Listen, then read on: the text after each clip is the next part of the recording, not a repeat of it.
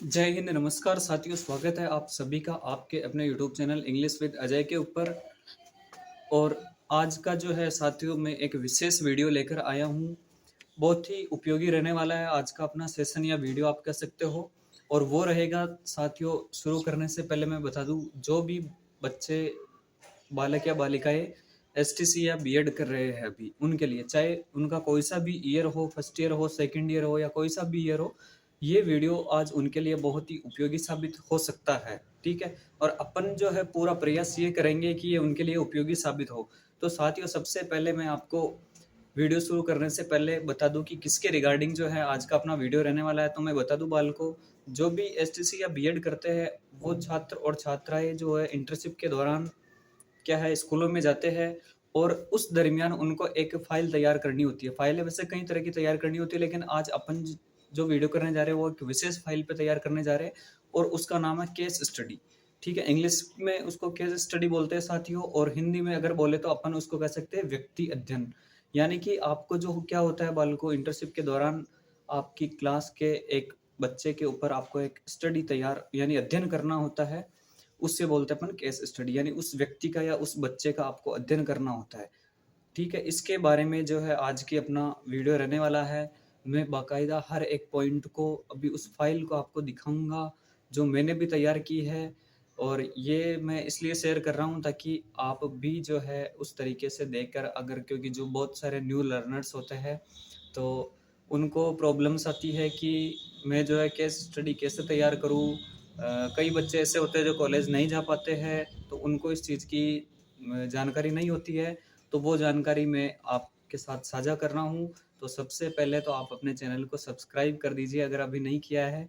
तो शेयर ज़रूर किया करो क्लास को, या वीडियो को लाइक कर दिया करो, क्योंकि आज का सेशन बहुत ही उपयोगी रहने वाला है। तो केस स्टडी के बारे में थोड़ा बहुत जानकारी तो मैं वैसे अभी बता दूं, और इसके बाद में आपको जो है फाइल ही दिखाता हूँ। तो सबसे पहले केस स्टडी के बारे में मैं जैसे कि आपको बता ही रहा था कि एक बच्चे के ऊपर आपको अध्ययन करना होता है। और उस बच्चे के ऊपर अध्ययन का मतलब कि भाई उस बच्चे के परिवार की जानकारी, उसके फैमिली बैकग्राउंड की जानकारी, वो बच्चा किस क्षेत्र से आता है, पढ़ने में वो बालक कैसा है, कक्षा के अंदर उसका व्यवहार कैसा होता है, उसकी रुचि किन किन के अंदर होती है, किस विषय में उसकी अधिक रुचि है, किसके अंदर जो है बालक कमी महसूस कर रहा है, कौन से विषय के अंदर उसको प्रॉब्लम आ रही है, सीखने में कैसा है, सीखने की क्षमता कैसी उसकी, और किस चीज़ की उसको ज़रूरत है, विशेष शिक्षा की उसको ज़रूरत है या नहीं है। इन सब चीज़ों का अध्ययन, सांस्कृतिक गतिविधियों के अंदर उसका कैसा योगदान रहता है, इन सभी चीज़ों का अध्ययन जो है एक केस स्टडी के अंदर किया जाता है। फिर बात आती है कि आर्थिक स्थिति उसकी कैसी है, उसके माता पिता का कार्य क्षेत्र क्या है, क्या उसके माता पिता उसके ऊपर उचित ध्यान दे पा रहे हैं या नहीं दे पा रहे हैं। तो इन सब चीज़ों का अध्ययन जो है अपन केस स्टडी के अंदर करते हैं। तो आओ साथियों, मैं दिखाता हूँ आपको अपनी एक फाइल। और उस फाइल के अंदर जो है 7-8 पेज लिखे हुए हैं, उनको मैं बाकायदा आपको एक एक लाइन दिखाऊंगा। अलग अलग राइटर्स के अकॉर्डिंग जो है केस स्टडी की डेफिनेशन है, वो भी मैं आपको दिखाने वाला हूँ।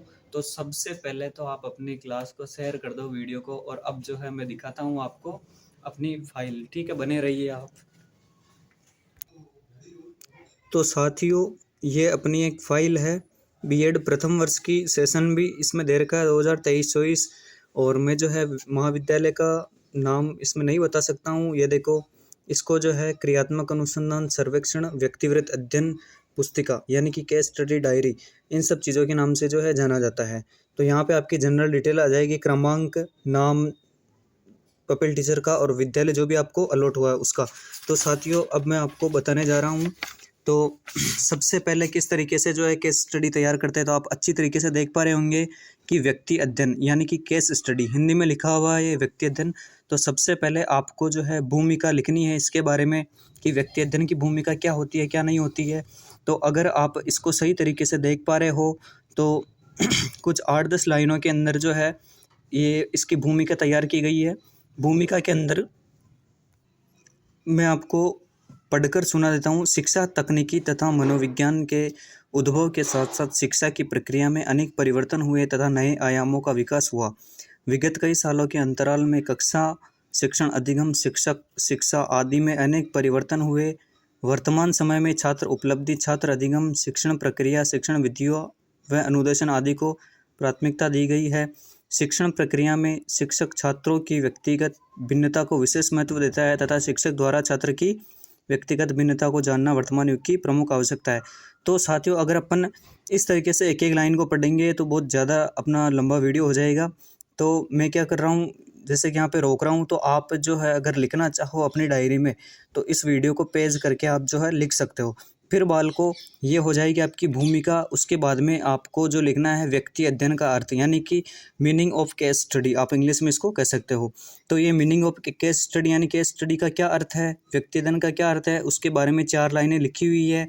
ये चारों लाइनें आप इसके अंतर्गत लिख सकते हो। फिर जो है देखो, अलग अलग डेफिनेशंस मैंने बोला था जैसा कि आपको शुरू करते टाइम कि अलग अलग राइटर्स की, ये पीवी यंग के अनुसार केस स्टडी क्या होता है उसकी डेफिनेशन दी गई है। तो पीवी यंग के अनुसार मैं आपको पढ़ के सुना देता हूँ। केस स्टडी किसी इकाई के जीवन की अन्वेषण तथा विश्लेषण की पद्धति है, चाहे वह एक व्यक्ति, परिवार, संस्थान या संपूर्ण समुदाय हो। तो यहाँ पे जो है केवल साथियों केवल पीवी यंग के अनुसार ही दे रखी थी। फिर आगे आपको लिखना होता है केस स्टडी के उद्देश्य। आप जो है बाल को हेडिंग क्या है एक विशेष पेन से आप डाल सकते हो, जैसे कि मैंने यहाँ पे ब्लैक पेन से डाल रखी है। आशा करता हूँ आपको सही दिखाई दे रहा होगा अब, क्योंकि थोड़ा धूप की ये प्रॉब्लम हो रही है। तो केस स्टडी के मैंने यहाँ पे 5 उद्देश्य लिखे हैं और आप देख पा रहे होंगे इसके अंदर क्या क्या इसके उद्देश्य है 5।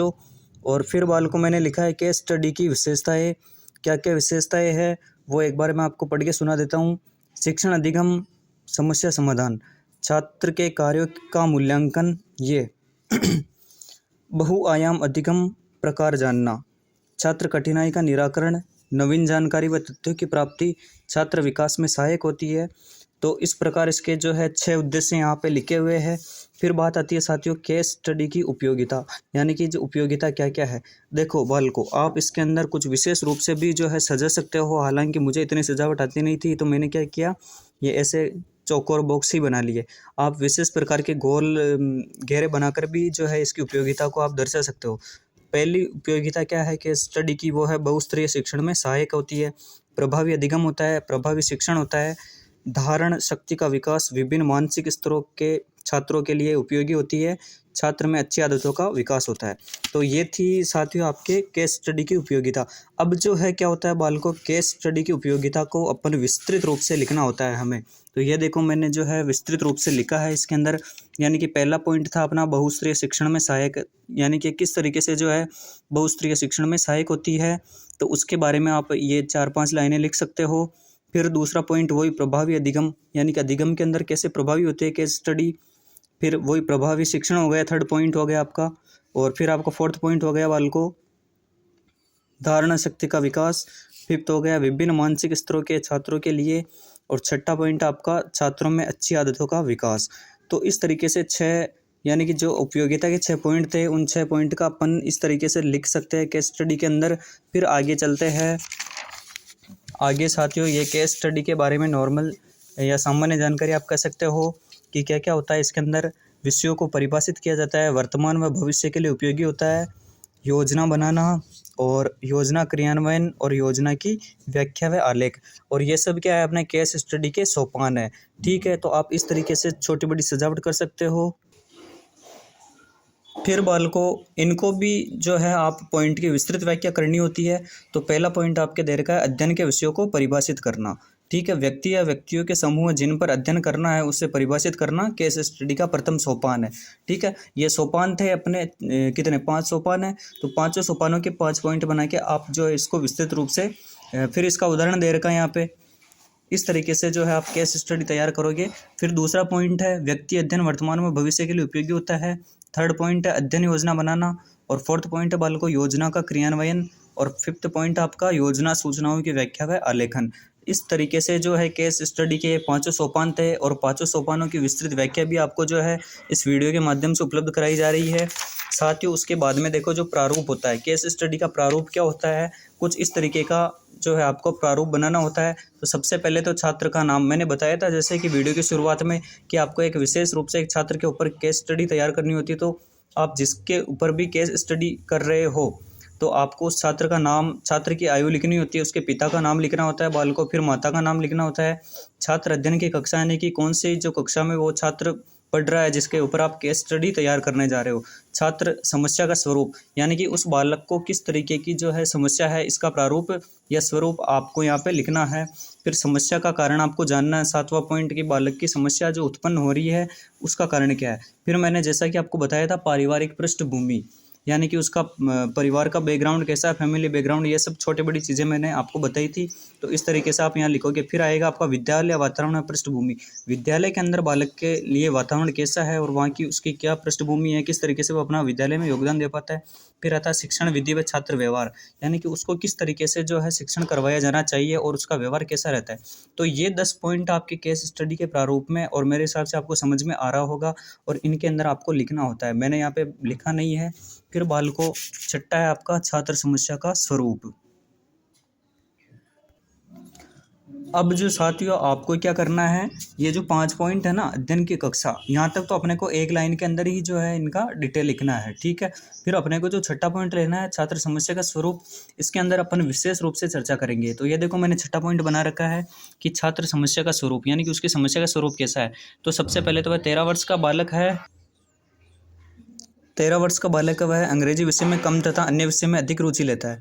इस उम्र में किशोर के विषय पर अस्पष्टता व अपना नियंत्रण नहीं रहता है।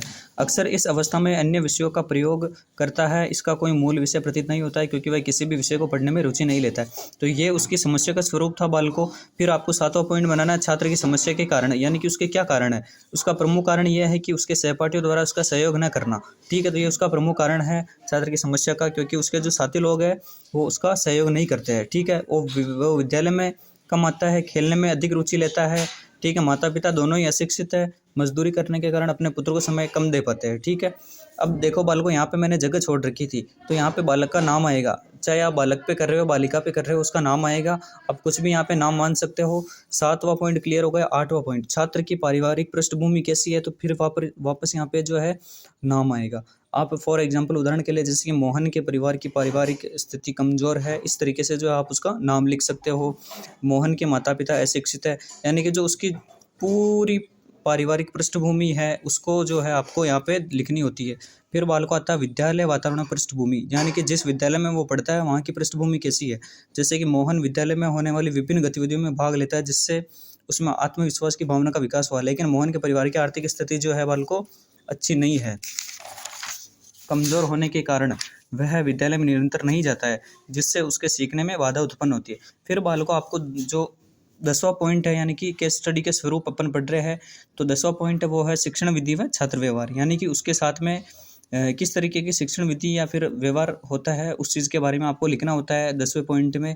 तो मोहन का कक्षागत वातावरण अच्छा है, वह जल्दी से सीखता है, उसका अपने शिक्षकों के प्रति व्यवहार अच्छा है, शिक्षण विधियों को वह गहराई से समझता है, वह अपने प्रिय शिक्षक की गतिविधियों को अपने व्यवहार में अपनाने का प्रयास करता है, ठीक है। तो ये 10 पॉइंट आपके क्लियर हो गए हैं। फिर आपको जो है लास्ट में निष्कर्ष लिखना होता है साथियों।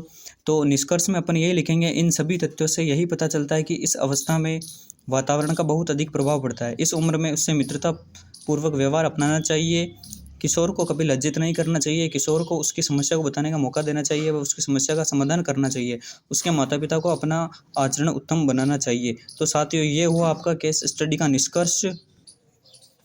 तो साथियों केस स्टडी के बारे में जो है अपन ने अभी बहुत ही विस्तृत तरीके से समझा था और आपको बहुत ही बढ़िया समझ में आया होगा। मेरे हिसाब से डेफिनेटली ये जो है आपके लिए हेल्पफुल रहने वाला वीडियो है। तो कैसा लगा केस स्टडी के ऊपर बनाया अपना ये वीडियो, कमेंट जरूर करें। और जितने भी एसटीसी और बीएड करने वाले बालक और बालिकाएं हैं तो साथियों सभी तक पहुंचा दो, क्योंकि अभी यही समय चल रहा है, उनको केस स्टडी तैयार करनी होती है। और लेसन डायरी के अंतर्गत भी या फिर अपन कह सकते हैं कि लेसन डायरी से संबंधित भी वीडियो अपन बहुत जल्दी करने वाले हैं, ठीक है। तो लाइक कमेंट कर दो मेरे लिए और अपने चैनल को सब्सक्राइब कर दो। थैंक यू सो मच, आप सभी का बहुत बहुत धन्यवाद।